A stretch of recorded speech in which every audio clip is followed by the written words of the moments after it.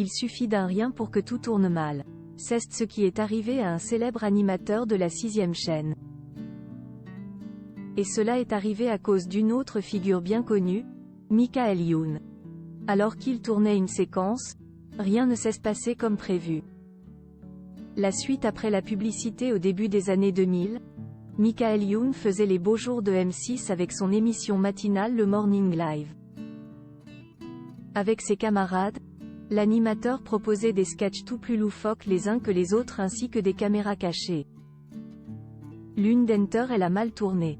Lundi 1er avril 2024, plus de 2 décennies après la diffusion du programme mythique, les youtubeurs McFly et Carlito ont publié une nouvelle vidéo intitulée Les secrets et coulisses du cultissime Morning Live et dans laquelle ils reviennent sur différents moments phares du show. L'occasion pour Michael Youn, présent avec une partie du casting, de raconter le jour où il a envoyé, malgré lui, un célèbre animateur à l'hôpital. Michael Youn, le jour où il a piégé un animateur célèbre. Une fois, on a envoyé quelqu'un à l'hôpital. M6 avait eu la très bonne idée de nous confier la conférence de rentrée. On a surpris Bruno Solo et Yvan Le Bolloc pendant qu'il était en train de tourner Caméra Café. Et on s'était dit qu'on allait décliner ce truc-là avec chaque animateur, commence alors l'ancien humoriste sur la vidéo YouTube. C'est alors que vient le tour de piéger Dominique Chapat, présentateur star de Turbo, l'émission dédiée à l'automobile. Le scénario était le suivant, on était déguisé en flic à moto et on l'arrête à la sortie de M6. Pendant qu'il va donner son identité à un autre flic, je rentre dans sa voiture et je lui vole. Voyant qu'un malfrat s'empare de son véhicule, l'animateur ne se dégonfle pas.